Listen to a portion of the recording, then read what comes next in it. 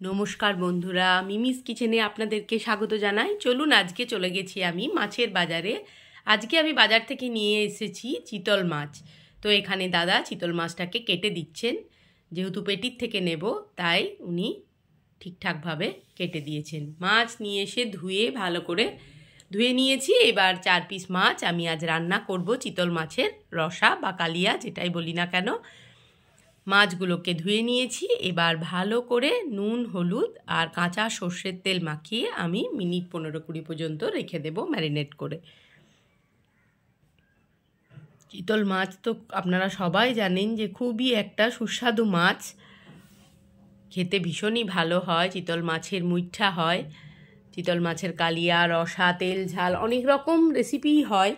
তো আজকে আমি আমার রান্নার চ্যানেলে প্রথম আজকে চিতল মাছটা রান্না করছি। যাই হোক, পরে আবার একদিন আপনাদেরকে মুইঠা বানিয়েও আমি এখানে দেখাবো। আজকে আমি চিতল মাছের রসাই বানাবো। তো ভালো করে নুন, হলুদ আর কাঁচা সর্ষের তেলে মাছগুলোকে আমি মাখিয়ে নিচ্ছি, যাতে মাছের মধ্যে নুনটা ভালোভাবে ঢুকে যায়।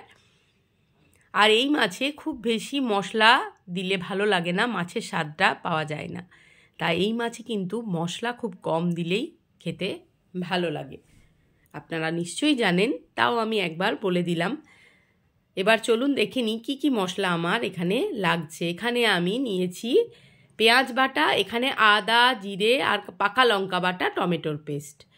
আর জিরে, আদা আর পাকা লঙ্কাটা কিন্তু আমি শিলনোড়ায় বেটে নিয়েছি। দেখবেন মশলা শিলনোড়ায় বাটলে তার স্বাদ কিন্তু আলাদাই হয় খেতে। তো এটা আমি শিলে বেটে নিয়েছিলাম।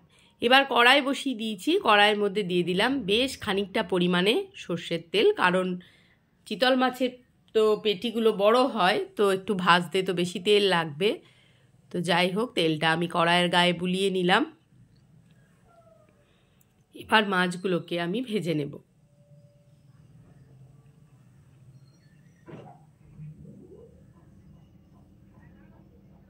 দুটো পিস করে দিচ্ছি, দুটো করে দিয়ে ভেজে নেব।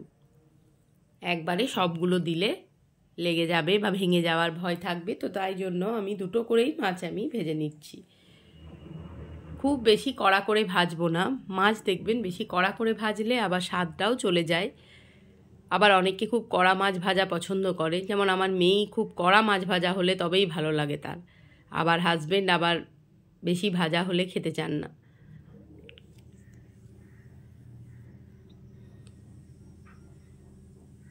এপিট ওপিট করে মাছগুলোকে মোটামুটি ভেজে আমি এই 2 পিস তুলে নিচ্ছি। আরও 2 পিস আছে, সেগুলোকে আবার তেলের মধ্যে দিয়ে দেব।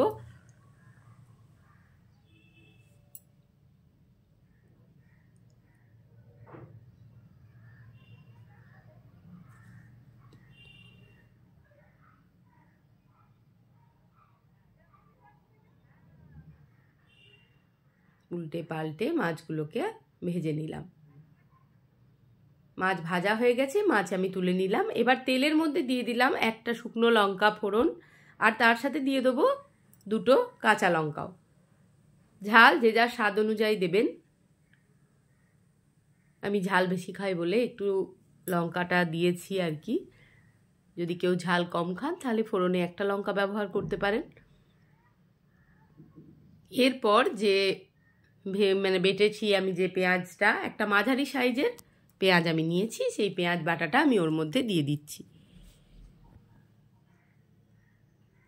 আর ওই যে বললাম যে খুব কম মশলায় এটা রান্না করলে খেতে ভালো লাগে, কারণ মাছের স্বাদটা নাহলে পাওয়া যাবে না। পেঁয়াজটা ভালো করে আমি তেলের মধ্যে কষিয়ে নিচ্ছি।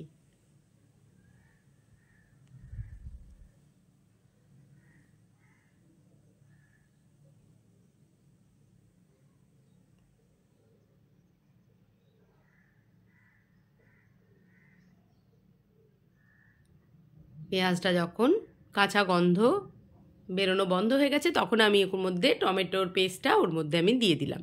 একটা বড় মাপের টমেটোর আমি পেস্ট বানিয়ে নিয়েছি।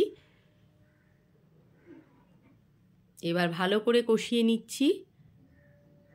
এবার দিয়ে দিলাম আদা, জিরে আর পাকা লঙ্কার যে পেস্ট বানিয়েছিলাম সেটা আমি দিয়ে দিলাম। মশলার সাথে ভালো করে কষিয়ে নিচ্ছি। দেখবেন বাজারে এই সময় বেশ লাল লাল পাকা লঙ্কা খুব পাওয়া যায়, আমি খুব নিয়ে আসি, কারণ আমার ঝালের ওপর খুব নেশা, আর লাল লঙ্কা দেখতে খুব ভালো লাগে। এরপর দিয়ে দিলাম পরিমাণ মতন নুন, হলুদের গুঁড়ো,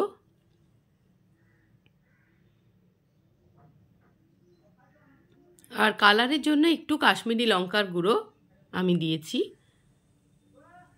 এটা অপশনাল, আপনারা না চাইলে নাও দিতে পারেন।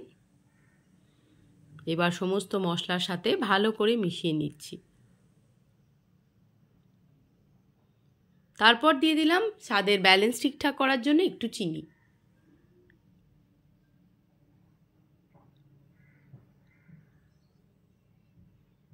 মশলাটাকে ভালো করে কষাতে হবে যাতে কোনো রকম কাঁচা গন্ধ না থাকে। যখন তেল ছেড়ে যাবে তখন আমি ওর মধ্যে গরম জল দিয়ে দেব।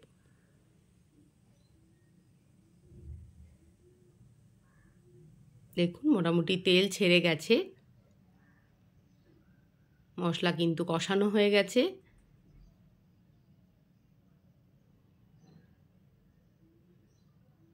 এরপর আমি গরম জল ওর মধ্যে দিয়ে দিলাম।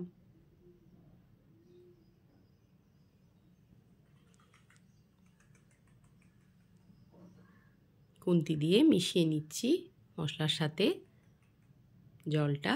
এবার যখন ঝোলটা ফুটে উঠবে ঠিক সেই সময় আমি মাছগুলো এক এক করে ওর মধ্যে দিয়ে দেবো। দেখুন ঝোল আমার ফুটে উঠেছে, এবার আমি মাছগুলোকে ঝোলের মধ্যে দিয়ে দিচ্ছি।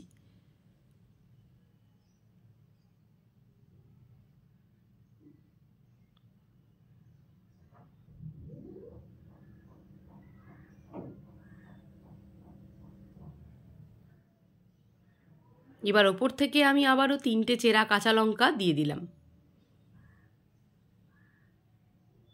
তাতে ঝোলে বেশ একটা কাঁচা লঙ্কার সুন্দর ফ্লেভার উঠবে, ঝোলটা খেতেও খুব ভালো লাগবে।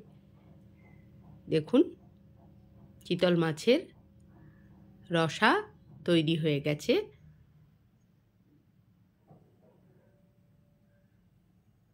খুব দুর্দান্ত দেখতে হয়েছে, খেতেও ভালোই হবে, মন্দ হবে না। এবার চলুন আমি গরম ভাতের সাথে চিতল মাছ সার্ভ করি।